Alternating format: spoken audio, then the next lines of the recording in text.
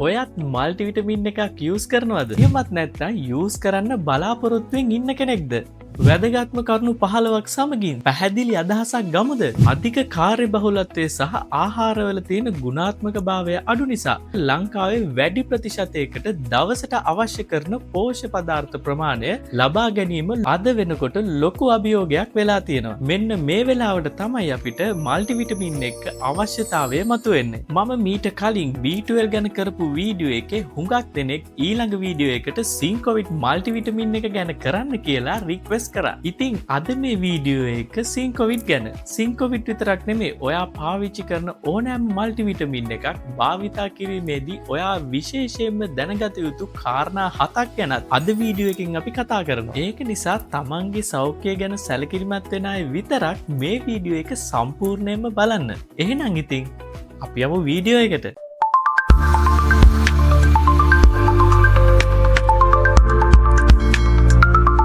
Sync ප්‍රධාන vitamin සහ minerals වලින් සමන්විත නිසා මේකට සින්කොවිට් කියන නම ලැබිලා තියෙනවා. ඒ වගේම තමයි මේකේ ඩෝසේජ් ෆෝම්ස් ගොඩක් තිබුණත් ස්පෙෂලි අද මම කතා කරන්නේ ටැබ්ලට් ගැන. මේ මල්ටිවිටමින් එකේ සිංක්, විටමින් A, C, සෙලීනියම් අඩංගු වෙන නිසා ප්‍රතිශක්තිකරණ පද්ධතිය ශක්තිමත් කරනවා. ඒ කියන්නේ ඔයාට ලෙඩ රෝග වැළඳීමේ අවදානම අඩු කරගන්න පුළුවන්. B කම්ප්ලෙක්ස් එක මගින් අපි ගන්න ආහාර ශක්තිය බවට පරිවර්තනය කරන්න උදව් කරන නිසා මහන්සිය දුර්වල බව අඩු කරගෙන ශක්තිමත්ව හා ප්‍රබෝධමත්ව ඉන්න පුළුවන් වෙනවා. විටමින් A මගින් ඇස්වල සෞඛ්‍ය තත්ත්වය සම පැහැපත්ව තියාගන්න වගේම සෛල වර්ධනයටත් වැදගත් වෙනවා. විටමින් E, C සහ සෙලීනියම් වගේ ඇන්ටි ඔක්සිඩන්ට් පවතින නිසා ශරීරයේ සෛල සහ සම ආරක්ෂා කරන නිසා සම නිරෝගීව සහ පැහැපත්ව තියාගන්න උදව් වෙනවා. විටමින් D මගින් අස්තිවල සහ මස් පිඩුවල ශක්තිමත් බව සහ නිරෝගීකම පවත්වා ගැනීමට උදව් වෙනවා. විටමින් B කම්ප්ලෙක්ස් විශේෂයෙන්ම B6, B12 මගින් ස්නායු සහ මොලේ ක්‍රියාකාරීත්වයට ගොඩාක් උදව් වෙනවා. ඒක නිසා ගොඩක් මහන්සියෙන් ඉගෙන ගන්න ළමයිට මේක ගොඩක් ප්‍රයෝජනවත් වෙනවා.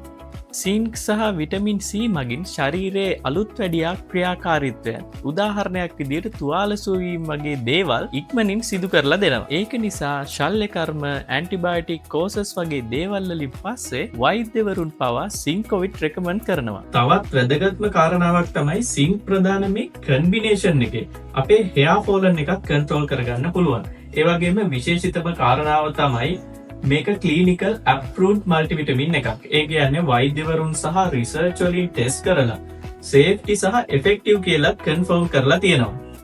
සමස්තයක් විදිහට ගත්තම මේ වගේ මල්ටිවිටමින් එකකින් අපේ ශරීරයේ සියලුම පද්ධති වලට ගොඩක් හෙල්ප්ෆුල් වෙනවා. ඒක නිසා බැලන්ස් ඩයට් එකක් හරියට පාලනය කරගන්න බැරි නිතරම මහන්සියක් හෝ දුර්වලතාවයක් දැනෙන අය, නැත්තම් මහන්සි වෙලා පාඩම් කරන අය, නිතර ලෙඩ රෝග හැදෙන අය, එහෙමත් නැත්නම් සර්ජරි එකකින් හෝ වෙනත් රෝගයකින් සුවය ලබා රිකවරි පීරියඩ් එකක ඉන්න අය මේ වැනි මල්ටිවිටමින් එකක් ලබා ගැනීම ගොඩක් ප්‍රයෝජනවත් වෙනවා. ඒ වගේම සාමාන්‍ය ගැහැණු, පිරිමි, වැඩිහිටි මේ ඕන කෙනෙක්ට දිනපතා නියුට්‍රිෂනල් සප්ලිමන්ට් එකක් විදිහටත් මේ සින්කොවිට් කියන මල්ටිවිටමින් එක ලබා ගන්න පුළුවන්. අපි දැන් බලමු මේ මල්ටිවිටමින් එක හෝ වෙනත් මල්ටිවිටමින් එකක් ලබා ගැනීමේදී ඔබ විශේෂයෙන් සැලකිලිමත් විය යුතු කරුණු මොනවද කියලා. අංක 1.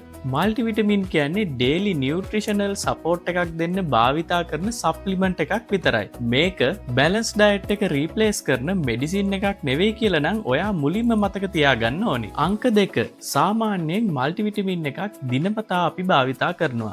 නමුත් ඔයාට එක දවසක් අමතකුණයි කියලා ඊළඟ දවසේ පෙති 2ක් බොන්න එපා. අංක 3. කොන්ස්ටිපේෂන්, ගැස්ට්‍රයිටිස්, වමනය, ලූස් මෝෂන් වගේ තත්ත්වයන් අඩු කරගන්න කෑමෙන් පසුව වතුර වැඩි ප්‍රමාණයක් අඩුම තරමින් මිලිලීටර් 200ක් සමගවත් මේ මල්ටිවිටමින් එකක් භාවිතා කරන්න. නමුත් මෙවැනි ලක්ෂණ දිගින් දිගටම පවතිනවා නම් අනිවාර්යෙන් වෛද්‍යවරයෙක්ගේ උපදෙස් ලබා ගන්න. අංක 4. ඔයා විටමින් වර්ග කීපයක් භාවිතා කරනවා නම් ඕවර්ඩෝස් රිස්ක් එක අවම කරගන්න එකම වෙලාවෙදී මේවා පාවිච්චි කරන්න එපා. මොකද මල්ටිවිටමින් එකේ ඔබ භාවිතා කරන අනිකුත් විටමින් වර්ගද අඩංගු වෙන්න පුළුවන් නිසා. අංක 5. ප්‍රෙග්නන්සි අවධියේදී හෝ කිරිදෙන අවධියේදී නම් කිසිම මල්ටිවිටමින් එකක් වෛද්‍ය උපදෙස් නැතුව ලබා ගැනීමෙන් වැළකෙන්න ඕනි. අංක 6. ඔයා දීර්ඝකාලීනව දියවැඩියාව හෝ අධිරුද්‍ර පීඩනය වැනි තත්ත්වයන් වලට බෙහෙත් බොන කෙනෙක් නම් ඔයා මල්ටිවිටමින් එකක් භාවිතා කිරීමේදී පැයක පමණ කාල පරාසයක වෙනසක් තබා ගන්න. මොකද ඇතැම් විට මේ විටමින් සහ මිනරල්ස් ඖෂධ සමග ප්‍රතික්‍රියා කරන්න පුළුවන්. අංක 7. ඔයා භාවිතා කරන මල්ටිවිටමින් එක ගබඩා කළ යුතු තත්ත්වයන් ගැන විශේෂයෙන් සැලකිලිමත් වෙන්න. මොකද සමහර විටමින්ස් වල ගුණාත්මක භාවයට හානි සිදු වෙන්න පුළුවන්. ඉතින් ඔයාලා ඉල්ලපු සින්කෝවිට් මල්ටිවිටමින් එක ගැන වගේම වෙනත් ඕනෑම මල්ටිවිටමින් එකක් භාවිතා කිරීමේදී ඔයා සැලකිලිමත් විය යුතු කරුණු ගැන ඔයාට දැන් ලොකු අවබෝධයක් තියෙනවා. මෙවැනි වැදගත් වීඩියෝස් තවත් බලන්න දැම්ම හෙල්ත් කම්පාස් channel එක subscribe කරන්න. මේ වීඩියෝ එක ගැන ඔයාගේ අදහස් වගේම ඊළඟට ඕනි වීඩියෝ එක ගැනත් පහලින් කමෙන්ට් එකක් දාගෙන යන්න. එහෙනම් මම ගිහිල්ලා එන්න. එතෙක් ඔබට නිරෝගී දිවියක්.